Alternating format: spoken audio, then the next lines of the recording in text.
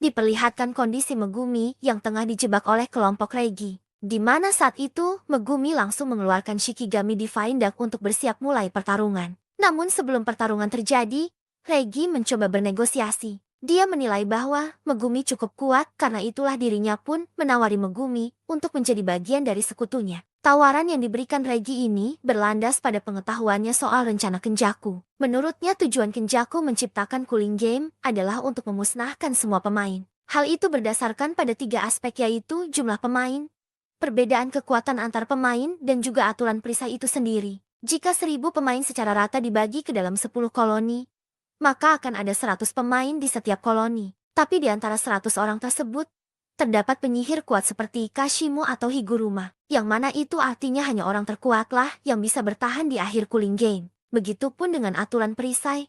Memisahkan semua pemain bukanlah tujuan utama, melainkan itu bertujuan untuk memicu kebangkitan kedua para penyihir modern. Sehingga dengan begitu Cooling Game bisa menjalankan fungsinya yaitu menarik para pemain atau penyihir kuat berkumpul. Berdasarkan asumsi tersebut, Regi menduga bahwa nanti di akhir permainan, Kenjaku akan melakukan sesuatu yang tidak terduga, entah itu menghabisi para pemain di saat kelelahan, ataukah mengirim hal-hal lainnya yang bersifat memusnahkan ke dalam Cooling Game.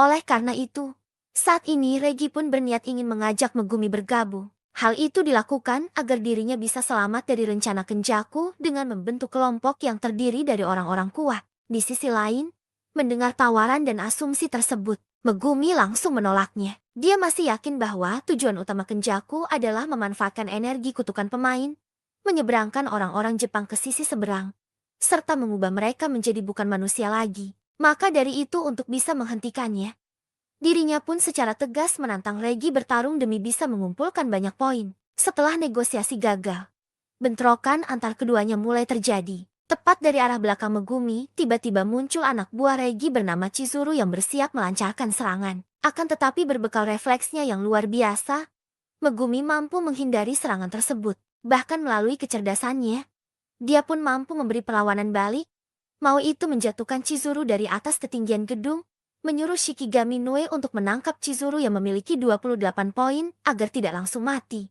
serta menyuruh Shikigami Divine Dark untuk menyergap Regi yang ada di hadapannya. Namun sayang, sesaat Divine Dark menyergap, tiba-tiba saja sepasang pisau tajam menghujani kepalanya. Entah apa yang terjadi, tapi di sana Megumi berpikir bahwa kemungkinan besar itu disebabkan oleh teknik kutukan milik Registar. Melihat Megumi begitu mementingkan poin, saat itu Regi mencoba melontarkan provokasi. Dia mengatakan jika Megumi tidak bertarung dengan niat menghabisi nyawa, maka Megumi akan menyesalinya setelah mati. Di sini Megumi mendapat berbagai serangan kejut yang dilancarkan anak buah Regi. Dari mulai Hazenoki Iori yang memiliki teknik kutukan daging peledak, secara gencar melancarkan granat bom yang berasal dari anggota tubuh. Remi yang dari tadi terdiam di belakang Megumi, secara tiba-tiba melancarkan tusukan dengan teknik kutukan rambut kalah jengking. Begitupun Regi yang melancarkan serangan kombinasi bersama Iori hingga menyebabkan ledakan besar di atas gedung. Walau gempuran tersebut mampu membuat Megumi terdesak, tapi hal itu bukanlah akhir dari pertarungan. Justru yang ada di tengah desakan, tiba-tiba muncul Kogane yang memberitahukan perihal adanya aturan baru, di mana aturan tersebut adalah aturan ke-10 yang telah dibuat oleh Higuruma bersama Yuji. Mendengar pemberitahuan itu, membuat Megumi tersenyum. Karena dengan begitu sekarang dirinya tidak perlu lagi terikat dengan poin, dan akan menghabisi siapapun yang mencoba menghalangi jalannya. Terbukti ketika Chizuru kembali menghadang, tanpa ragu Megumi langsung menghajarnya habis-habisan, menendangnya keluar gedung bangunan, menusuknya berulang kali di udara dengan bantuan Nue, serta menghabisinya di darat hingga mendapatkan 5 poin pertama. Setelah itu, Megumi yang menduga jika Remi telah kabur, mulai merencanakan siasat untuk menghadapi Regi dan Iori. Namun di tengah siasatnya, secara tidak terduga, Iori melancarkan serangan daging peledak, yang mana hal itu pun membuat Megumi tidak sempat bergerak atau menghindar. Beruntung saat itu, tepat ketika ledakan terjadi, muncul pria berkostum yang menjadi tameng bagi Megumi. Dia tiada lain adalah Takaba Fumihiko, seorang penyihir komedian yang secara naluri ingin melindungi Megumi meski tidak mengenalnya. Takaba sebenarnya sempat muncul sebelumnya, di mana saat itu dia diperlihatkan sangat depresi karena komedinya tidak diminati oleh para penonton. Belum diketahui di era mana Takaba berasal, apakah di masa lalu atau memang di masa sekarang. Tapi yang pasti Takaba sangat mencintai dunia komedi. Bahkan saking cintanya, dia sampai menggunakan kostum alat superhero sebagai bentuk penghormatan bagi pahlawan yang membuatnya pertama kali tertawa terbahak-bahak. Dan kini berkat hadirnya Takaba di sisi Megumi, membuat pertarungan berjalan seimbang, di mana Takaba akan bertarung melawan Iori, sementara Megumi akan bertarung melawan Reigi. Dalam pertarungan yang dijalani Takaba, tanpa disangka dia memiliki ketangkasan dan kelincahan bertarung yang luar biasa. Hal itu bisa dilihat dari bagaimana Takaba mampu menerbangkan Iori lewat satu tendangan, menghalau tembakan daging peledak Iori menggunakan kipas, menangkis pukulan Iori dari jarak dekat, memberi hantaman kipas dengan sangat keras, serta yang paling ekstrim dan yang paling konyol, yaitu memberi tusukan telak ke arah bokong Iori. Sementara Takaba bertarung melawan Iori, saat itu sambil mengeluarkan pedang andalannya.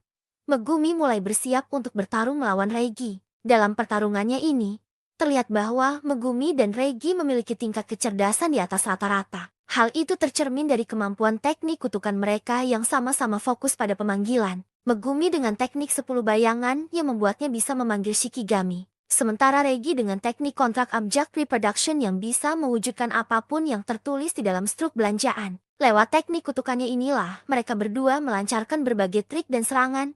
Mulai dari Megumi yang langsung memanggil Shikigami gajah raksasa, mengeluarkan sejumlah air melalui belalai gajah, serta memanggil puluhan kelinci yang bisa mengelabui Reigi untuk melancarkan tebasan. Serangan yang tengah dilancarkan Megumi ini tentu saja mendapat respon tidak terduga dari Reigi, di mana saat itu dia langsung mengeluarkan jaring yang dapat menghalau tebasan, mengeluarkan sejumlah pisau yang dapat diluncurkan dan juga mewujudkan perawatan spa yang membuat tubuhnya kembali bersih, higienis disertai staminanya yang kembali pulih. Melihat hal itu membuat Megumi merasa terpojok.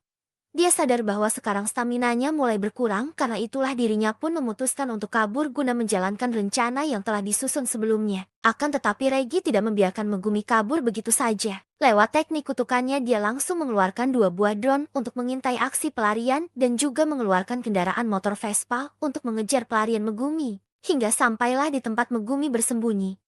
Tepatnya di sebuah gedung olahraga umum. Di sana tanpa pikir panjang Reigi yang melihat keberadaan lawannya segera melancarkan serangan dengan mengeluarkan berbagai objek. Dari mulai mengeluarkan 2 buah mobil truk, menjatuhkan 2 buah pot tanaman besar, melancarkan tebasan pedang berkali-kali, meluncurkan 1 buah lobak yang di dalamnya terdapat pisau tajam, jam dan juga melayangkan 1 tendangan keras hingga membuat Megumi tersungkur kesakitan. Di momen ini, dalam kondisinya yang penuh luka, Megumi menyatakan bahwa tujuannya kemari bukan untuk bersembunyi, melainkan untuk membuatnya bisa mengeluarkan teknik domain expansion. Hal itu disebabkan domain expansion miliknya tidak sempurna, di mana Megumi tidak bisa membuat penghalang pada suatu area. Sehingga hal itu membuatnya harus berada di suatu tempat tertutup, contohnya sebuah gedung yang setiap dindingnya bisa dijadikan penghalang bagi perluasan domain. Dan benar saja, tepat di hadapan Reigi, Megumi segera mengaktifkan domain expansion Chimera Shadow Garden. Bersamaan dengan itu, tanpa disangka Rijai juga melepaskan teknik prototype simple domain bernama Hollow Wicker Basket,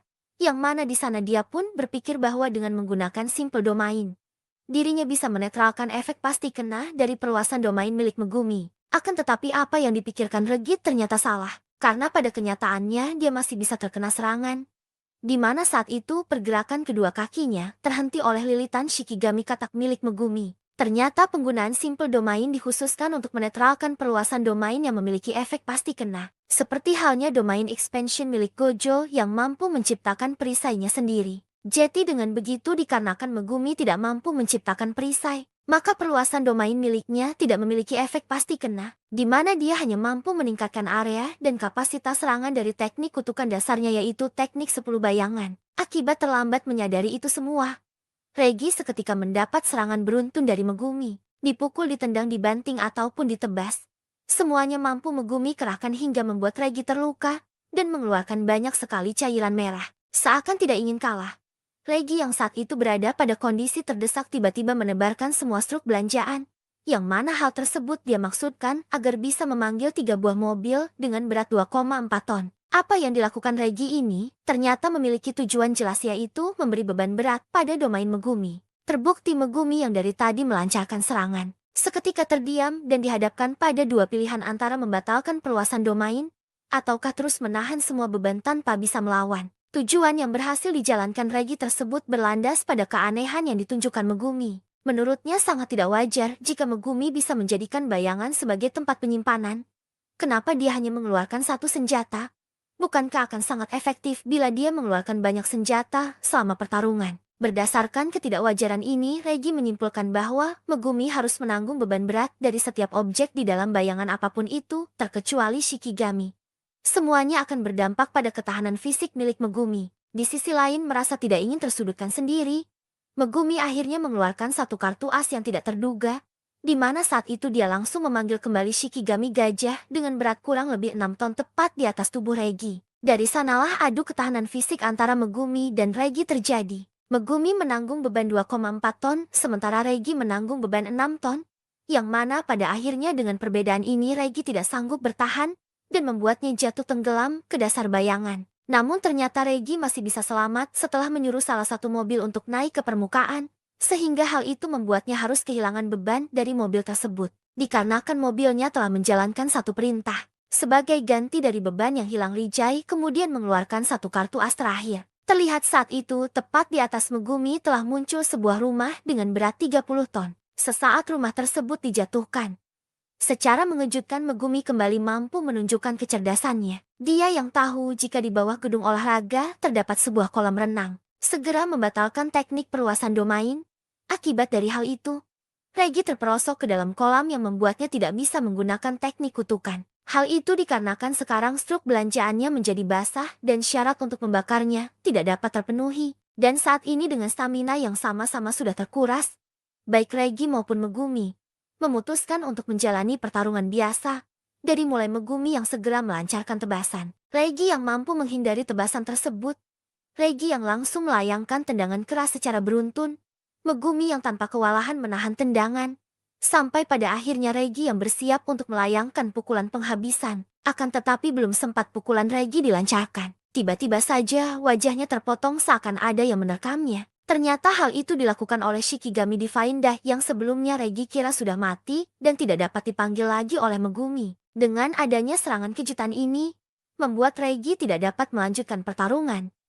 Dia yang saat itu kehilangan banyak darah, seketika tergeletak dan mengapresiasi Megumi sebagai penyihir kuat dan cerdas. Entah itu mampu memancingnya ke dalam gedung untuk mengaktifkan perluasan domain, mengelabuinya dengan menempatkan keberadaan kolam renang, maupun membohonginya dengan menyembunyikan Divine Dah sebagai kartu as terakhir. Seolah menerima kekalahan, Regi kemudian memberikan 41 poinnya kepada Megumi. Sambil menghembuskan nafas terakhir, dia pun beralasan bahwa sedari awal kehadirannya di dalam cooling game tidak lebih dari sekedar badut yang hanya ingin menjalankan takdirnya. Dari sini sampai akhir hidupnya tiba, belum bisa diketahui dari era mana Regi berasal. Apakah di era Nara, Heian, Taishou ataukah masa sekarang? Akan tetapi terlepas dari teknik kutukannya yang terkesan modern yaitu struk belanjaan, bisa disimpulkan bahwa Regi berasal dari masa lalu. Hal itu dikarenakan Regi tahu soal Kenjaku dan juga Tengen, di mana dia sempat mengaku pada Megumi bahwa dirinya tidak memiliki hubungan dekat dengan Kenjaku. Begitupun setelah mendengar Tengen masih hidup, dirinya menunjukkan ekspresi terkejut. Jadi diperkirakan bahwa kemungkinan besar Regi berasal dari penyihir masa lalu, entah daerah mana tepatnya. Tapi yang jelas dia sempat hidup sejaman dengan Tengen dan Kenjaku. Setelah Megumi berhasil mengalahkan Regi, di tempat lain ditunjukkan sebuah ledakan besar, yang mana ledakan tersebut berasal dari masih berlanjutnya pertarungan antara Takaba dan Iori. Terlihat saat itu, meski tensi pertarungan makin memanas tapi serangan yang mereka lancarkan seolah tidak berarti. Hal itu dikarenakan keduanya memiliki kemampuan yang sangat merepotkan. Baik itu Iori dengan teknik kutukan pembaliknya yang cukup cepat, di mana dia mampu menumbuhkan kembali anggota tubuh yang telah dijadikan daging peledak, maupun Takaba dengan teknik kutukannya yang sangat unik, di mana kemampuannya yaitu dapat mewujudkan situasi yang dianggapnya lucu menjadi kenyataan. Di balik teknik kutukan Takaba yang terkesan overpower, tersimpan sebuah fakta bahwa ternyata Takaba sendiri tidak mengetahuinya. Atau bisa dibilang selama ini dia hanya mengandalkan instingnya saja sebagai seorang komedian. Dengan membayangkan situasi yang menurut dirinya lucu, itu sudah lebih dari cukup untuk menghadapi para penyihir kuat di dalam Culling Game. Jadi andai saja Takaba mengetahui tentang teknik kutukannya, Bukan tidak mungkin dia bisa menjelma menjadi salah satu penyihir ternama. Bahkan tidak menutup kemungkinan juga jika nantinya dia akan mampu menyaingi sang penyihir terkuat era modern yaitu Gojo Satoru. Dan saat ini, berkat teknik kutukan tersebut, membuat duelnya dengan Iori tidak menemui titik akhir. Terbukti ketika Iori melancarkan serangan pukulan kuat, Takaba masih mampu menahannya. Hal itu dilakukan dengan cara menganggap tubuhnya sendiri diselimuti oleh saus yang menyebabkan pukulan Iori pun terpeleset. Hingga pada akhirnya, duel antara Takaba dan Iori ini terhenti ketika Kogane muncul. Yang mana kemunculannya adalah untuk memberitahukan bahwa Registar telah mati. Mengetahui hal tersebut, lantas membuat Iori kehilangan semangat untuk bertarung lagi, tanpa mempedulikan Takaba yang masih meminta-minta poin. Dia pun pergi membiarkan pertarungan berakhir seri. Sementara itu, di tempat Remy berada, dia yang sebelumnya kabur dari area pertarungan tampak merasakan kekhawatiran yang begitu mendalam. Dia takut jika Regi yang selama ini melindunginya di dalam cooling game akan kalah dari Megumi. Karena memang dari dulu di situasi apapun, Remy selalu bergantung pada orang lain untuk menjadi kesatriannya dalam menyelesaikan setiap masalah. Dan kini apa yang ditakutkan Remy benar-benar terjadi. Tepat di hadapannya muncul Shikigami Divine Duck yang siap menerjang. Namun untungnya Shikigami Divine Duck tersebut tiba-tiba saja memudar menjadi bayangan.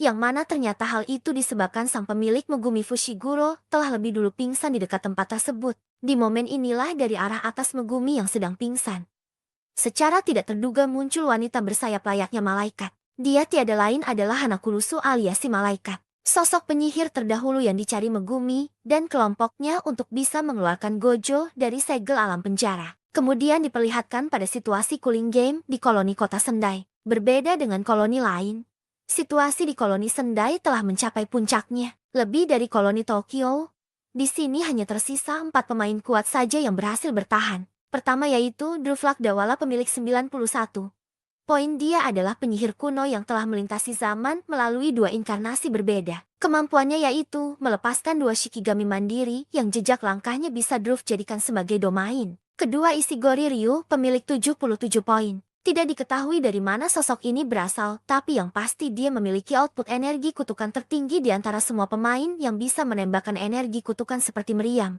Ketiga Uro Takako pemilik 70 poin. Dia adalah mantan kapten dari pasukan Matahari Bulan dan bintang sebuah pasukan pembunuh yang berafiliasi dengan klan Fujiwara di masa lalu. Kemampuan dari teknik kutukannya yaitu mampu memanipulasi langit. Dan terakhir Kuro Urushi pemilik 54 poin.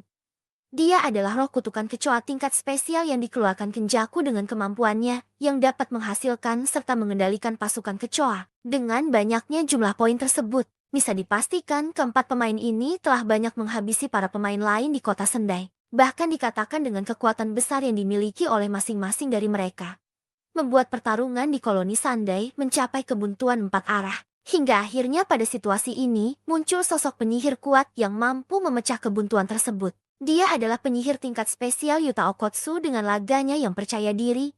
Saat itu dia berhasil menumbangkan salah satu di antara mereka yaitu Druflak Dawala hanya dalam 1 kali tebasan pedang. Dengan tumbangnya Druf dan terpecahnya kebuntuan 4 arah, saat ini ketiga pemain kuat lain menunjukkan responnya masing-masing. Baik itu Uro dan Ishigori yang merasa tertarik karena sebentar lagi pertempuran akan segera terjadi, maupun roh kutukan Kuro Urushi yang mulai bergerak untuk menghabisi orang-orang di koloni Sendai. Akibat dari hal ini, situasi di koloni Sendai menjadi ricuh kembali, terutama aksi ganas yang dilakukan Kuro Urushi, di mana saat itu dia menimbulkan kekacauan dengan mengerahkan ribuan kecoa untuk melahap warga sipil yang belum dievakuasi. Terlihat jelas kecoa-kecoa yang dikerahkan Kuro Urushi begitu rakus dan brutal. Mereka melahap apapun yang dilewatinya, termasuk menggerogoti salah satu warga hingga menyisakan tulang belulangnya saja. Sampai pada akhirnya, situasi ini berhasil diredam oleh hadirnya Yuta di tempat kejadian. Bersama roh kutukan Rika saat itu, dia langsung mengevakuasi para warga ke dalam stadion, sekaligus melenyapkan semua kecewa, hanya dengan melancarkan 1 tebasan energi. Aksi yang dilakukan Yuta ini lantas menyita perhatian Uro dan Ishigori yang berada di dekat lokasi. Ishigori yang menyebut bahwa energi kutukan Yuta sangat luar biasa. Sementara Uro menyebut bahwa kemenangan telak Yuta melawan Druf ternyata bukan keberuntungan belaka. Dan saat ini tepat di hadapan Yuta muncullah sosok yang dari tadi menciptakan kekacauan. Dia Kuro Urushi, roh kutukan tingkat spesial milik Kenjaku yang sengaja dilepaskan ke dalam cooling game. Roh kutukan Kuro Urushi memiliki insting alami bertahan yang luar biasa. Contohnya selama cooling game berjalan, Dia mampu menyadari jika Druv adalah ancaman besar di koloni Sandai. Karena itulah ketika Druv masih ada, dirinya lebih memilih untuk berhibernasi daripada mengambil resiko untuk melawan. Selain itu, Kurourushi juga digambarkan sebagai roh kutukan yang sangat liar ganas dan mampu bertambah kuat dalam waktu singkat. Hal itu bisa dilihat dari kemampuan alami yang dimilikinya, di mana semakin banyak dia makan, maka semakin besar pula kekuatannya. Begitupun jumlah pasukan kecoa yang bisa diciptakan. Maka dari itu, tidak heran dengan semua kemampuannya ini, Kurourushi dianggap sebagai pemain paling menakutkan setelah Druv di koloni Sendai. Bahkan sosoknya ini sampai diwaspadai oleh Uro dan Ishigori yang enggan bergerak sebelum nyawa Kurourushi berakhir. Mendapati mangsanya diganggu Yuta membuat Kurourushi seketika murka. Lewat insting alaminya yang ganas, dia pun berniat akan lebih dulu melahap Yuta sebelum nantinya melahap hidangan utama, yaitu para warga. Sebelum pertarungan terjadi, Yuta sejenak berpikir bahwa dirinya harus segera membasmi para pemain seperti Druv dan Kuraroshi di semua koloni. Karena memang menurutnya kedua tipe pemain tersebut dinilai berbahaya. Mereka tidak akan pandang bulu untuk menghabisi ratusan atau bahkan ribuan manusia. Maka dari itu, untuk bisa mempercepat pembasmian para pemain berbahaya ini, Yuta membutuhkan banyak poin, yang mana dengan poin tersebutlah dirinya bisa menambah aturan baru, yaitu membebaskan para pemain untuk keluar masuk koloni. Dari sini seolah ingin menanggung beban seorang diri. Yuta mulai membulatkan tekad. Sambil memasang kuda-kuda, dia mengungkapkan bahwa dirinya akan segera menghabisi semua pemain berbahaya seperti Kurourushi, termasuk Kenjaku yang menjadi dalang di balik terciptanya Cooling Jane. Sementara itu, Kurourushi juga tampak telah bersiap untuk memulai pertarungan. Dengan dikeluarkannya sebuah kapak bernama Ransoto, pertarungan sengit antara roh kutukan tingkat spesial melawan penyihir tingkat spesial pun akan segera dimulai. Di awal pertarungan ini, Yuta langsung menunjukkan kebolehannya dalam bermain pedang, di mana saat itu dia sanggup melepaskan tebasan kuat yang membuat tangan Kurourushi seketika terputus. Seakan tidak ingin memberi rasa ampun, Yuta juga melesatkan beberapa serangan yang cukup kuat, seperti serangan sikut yang mampu membuat Kurourushi terpental sangat jauh, dan juga secara cepat melayangkan satu hantaman tebasan dari arah atas. Akan tetapi, semua serangan yang dilancarkan Yuta ini masih belum cukup untuk menumbangkan Kurourushi. Bahkan dengan menggunakan pasukan kecoanya, saat itu Kurourushi mampu menghindari tebasan beruntun yang tengah dilancarkan Yuta. Di sela pertarungan ini, Yuta tampak menyadari jika dirinya sedang diawasi oleh Uro dan Ishigori. Karena itulah dia pun berniat akan lebih hati-hati dalam menggunakan semua kekuatannya. Pasalnya sebagai orang yang akan melawan mereka nanti, Yuta setidaknya harus menyembunyikan beberapa kemampuan seperti halnya roh kutukan Rika dan juga teknik kutukan pembalik. Sementara itu, Kurourushi yang dari tadi mendapat gempuran, kini mulai menunjukkan kemampuannya. Dia langsung melepaskan teknik kutukan Dochu Senjo. Kemampuan memunculkan kutukan serangga yang membawa kantung besar berisikan zat cair. Kantung zat cair yang dibawa oleh kutukan serangga ini sangat merepotkan. Hal itu dikarenakan ketika kantung tersebut dihancurkan, zat cair di dalamnya dapat mengganggu penglihatan lawan. Terbukti, lewat kombinasi serangannya bersama senjata kaparan satu, Kurourushi berhasil memojokkan Yuta berkali-kali. Dari mulai teknik kutukannya yang mampu mengepung Yuta dengan ribuan kecoa, disusul dengan zat cairnya yang mampu mengaburkan pandangan Yuta, serta serangan tidak terduga dari senjata kapak yang mampu menembakkan 5 telur serangga. Akibat serangan Kurourushi yang bertubi-tubi ini membuat Yuta begitu kewalahan. Terutama serangan yang berasal dari senjata kapak, di mana kelima telurnya tadi tiba-tiba menetas dan mulai menggerogoti kulit Yuta. Hingga di puncak pertarungan, di saat Yuta sibuk melenyapkan serangga yang menggerogotinya, Kurourushi segera melayangkan satu tebasan sangat kuat ke arah perut Yuta. Saking kuatnya tebasan tersebut, membuat Yuta seketika tumbang dan mengucurkan banyak sekali cairan merah. Di sisi lain melihat hal itu, Uro dan Ishigori yang dari tadi mengawasi pertarungan menganggap jika pertarungan telah usai, yang mana sebentar lagi Kurourushi akan keluar sebagai pemenang dan akan segera memakan Yuta.